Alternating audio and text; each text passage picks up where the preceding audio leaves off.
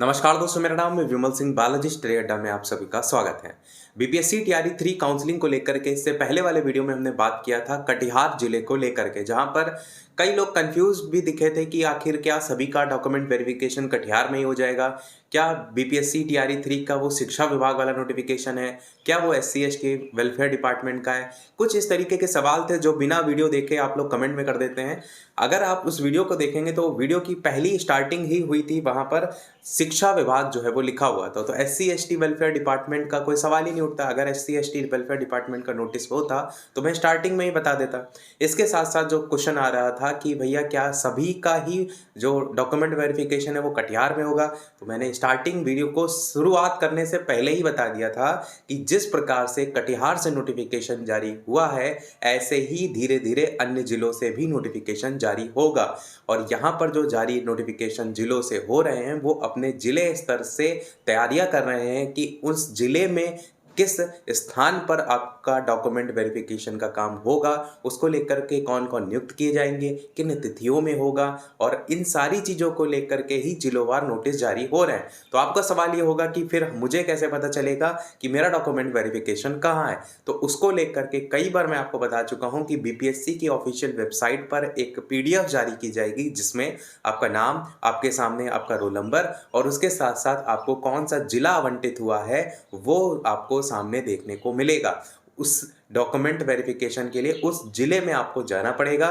और अगर वो जिला कटिहार निकलता है, जो कि मैंने कल आपको सारी चीज़ें कटिहार के बारे में बताई थी, तो वही सारे रूल रेगुलेशन आपके डॉक्यूमेंट वेरिफिकेशन में लागू होंगे। यानी जो कटिहार जिले को लेकर के मैंने डॉक्यूमेंट वेरिफिकेशन बताया था, उसमें जो जगह थी वो भी वही रहेगी, साथ ही जो रूल रेगुलेशन थे कटिहार के, वही कटिहार जिले वाले जो रूल रेगुलेशन हैं वो उस पर्टिकुलर व्यक्ति के लिए लागू होंगे जिसका डॉक्यूमेंट वेरिफिकेशन बीपीएससी के ऑफिशियल वेबसाइट पर जारी पीडीएफ में कटिहार जिला आवंटित किया जाएगा, उसके लिए होंगे।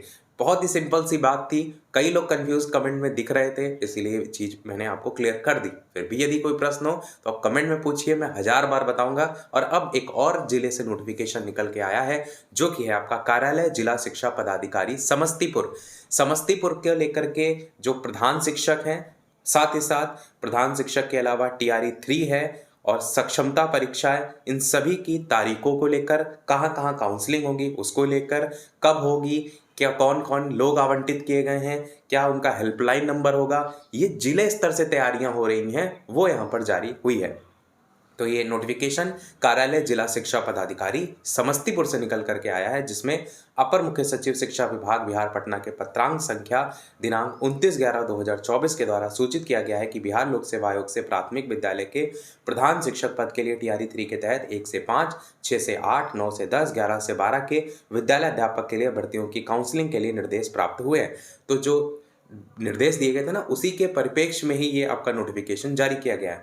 इसमें बताया गया है कि बिहार विद्यालय परीक्षा समिति के द्वारा सक्षमता परीक्षा 2 के तहत स्थानीय निकाय के शिक्षकों को सफल घोषित किया गया है। इन सभी पदों पर नियुक्ति हेतु काउंसलिंग कराई जानी है। और सबसे पहले यहाँ पर जो शेड्यूल दिया गया है वो प्रधान शिक्षक का दिया गया है, जिसमें 1 से 5 को लेकर बताया गया है, जिसमें 9 तारीख से यानी कल से ये काउंसलिंग को लेकर के स्टार्ट हो रहा है। प्रधान शिक्षक की 9 से 13 तारीख को लेकर, जहां पर काउंसलिंग के लिए निर्धारित स्थान अगर आप देखेंगे तो RNAR कॉलेज काशीपुर समस्तीपुर। अब सवाल ये उठता है कि बीपीएससी की ऑफिशियल वेबसाइट पर वाटरमार्क वाले डॉक्यूमेंट अभी तक क्यों नहीं जारी हुए हैं। तो ये बात सत्य है कि बीपीएससी अभी तक वो टीजीटी पीजीटी का उनका कल रोस्टर जारी होने वाला था ऑफिशियल वेबसाइट पर, वो भी जारी नहीं हुआ।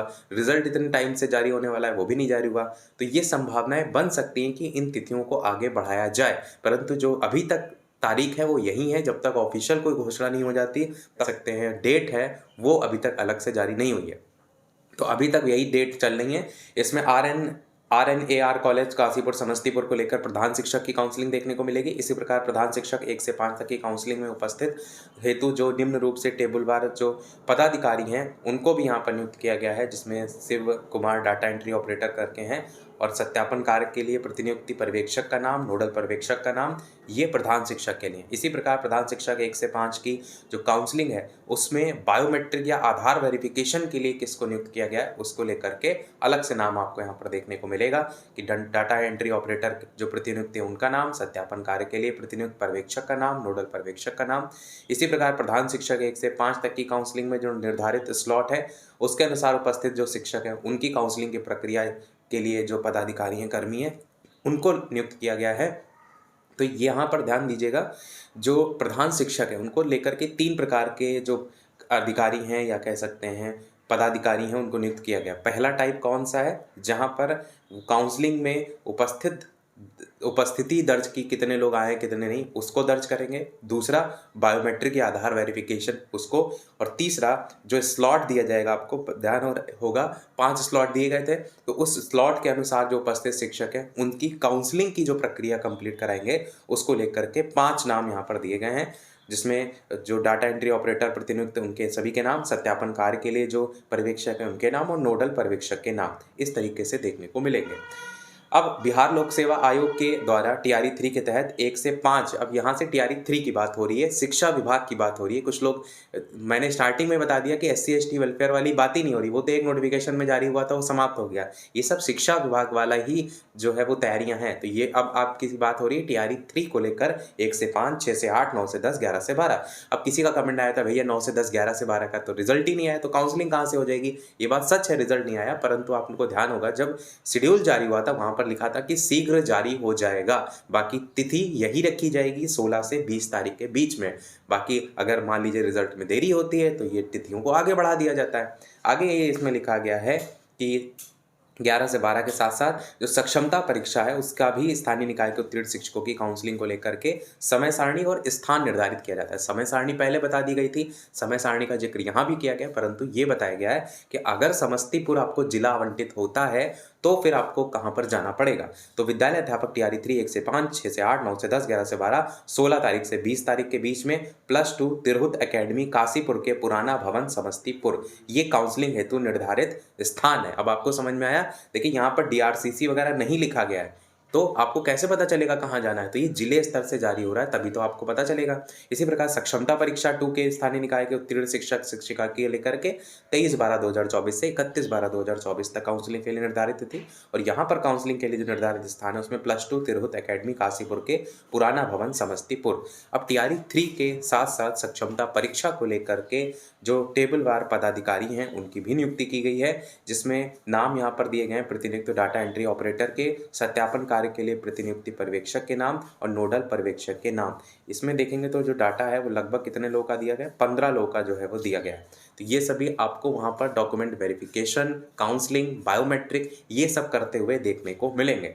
तो ये यहाँ पर सभी के नाम और पूरा डाटा दिया गया है। आगे ये बताया गया है कि उक्त कार्य के सफल संचालन के लिए पर्यवेक्षण के लिए कुमार सत्यम जिला कार्यक्रम पदाधिकारी जो है समस्तीपुर के, उनका मोबाइल नंबर, उनको नोडल पदाधिकारी के रूप में नामित किया गया है, जो अपनी देखरेख में जितनी भी आवश्यक व्यवस्था होगी उसको देखेंगे। और ये भी बताया गया है कि श्री नितेश कुमार जिला कार्यक्रम पदाधिकारी योजना और लेखा समस्तीपुर और श्री सुमित कुमार सौरभ जिला कार्यक्रम पदाधिकारी मध्याह्न भोजन योजना समस्तीपुर सहायक जो नोडल पदाधिकारी वो नामित किए जाते हैं। साथ ही इसमें जांच दल का कार्य और दायित्व को लेकर के बताया गया है कि सभी प्रतिनियुक्ति कार्यपालक उनको निर्देश दिया जाता है कि अपना पर्सनल लैपटॉप या प्रिंटर, UPS आदि के साथ दस्तावेज जो स्थल है उस पर आप उपस्थित हो टाइम से। साथ ही सभी पदाधिकारी या कर्मी 8 बजे पूर्वाह्न में दस्तावेज जांच स्थल पर उपस्थित हो जाएं। साथ ही आवश्यक जो उपस्कर अन्य सुविधा की व्यवस्था है उस सारी चीज़ों को देखें, लाइट टेबल, कुर्सी, लाइट की व्यवस्था, CCTV।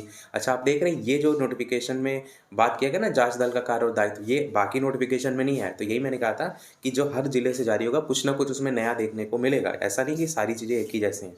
इसके अलावा जिला शिक्षा पदाधिकारी समस्तीपुर निर्धारित काउंसलिंग के दौरान आवश्यकता पड़ने पर अपने स्तर से कर्मी पदाधिकारी को नियुक्ति भी करेंगे। पब्लिक एड्रेस सिस्टम की बात की गई, माइक आदि की व्यवस्था हो। अनुमंडल पदाधिकारी जो है उनको 2 दंडाधिकारी की व्यवस्था करने को लेकर कहा है, जिसमें महिला दंडाधिकारी हो। सफाई कर्मी की प्रतिनियुक्ति करने को लेकर कहा है।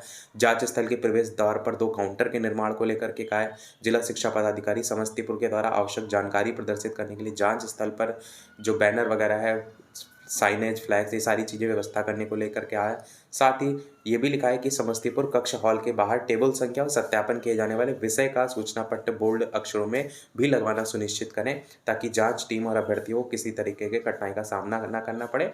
बाकी फर्स्ट एड सुविधा, एम्बुलेंस सुविधा, ये सारी चीज़ों को लेकर के भी जो है वो यहाँ पर कहा गया है। ये देखेंगे तो ये लेटर लिखा गया था 6/12/2024 को, और आज तारीख आप जब ये वीडियो देख रहे हैं वो है 8 दिसंबर 2024 की। तो ये लगातार अलग-अलग ज़िलों से इसी प्रकार से आपको देखने को मिलेगा। सबसे मेन है कि बीपीएससी कब जारी करता है, क्योंकि जब तक बीपीएससी ये नहीं बता देता है कि किस ज़िले में आपका आवंटन होगा, तब तक अभी तक केवल आपको यही देखना है कि किस-किस ज़िले में क्या-क्या रूल रेगुलेशन चल रहे हैं। बाकी जब आपको ज़िला आपका पता चल जाए, तो केवल उस ज़िले को लेकर के आप देख लीजिए और वहाँ की व्यवस्था को लेकर के देख लीजिए, उस स्थान को लेकर देख लीजिए, ये सारी चीज़ें। बाकी मैंने अपनी तरफ से चीज़ों को समझा दिया है। कोई प्रश्न हो कमेंट में पूछ लीजिएगा। वीडियो लाइक, शेयर, सब्सक्राइब अवश्य कीजिएगा। मिलते हैं अगले अपडेट में, तब तक के लिए सभी को नमस्कार। जय हिंद।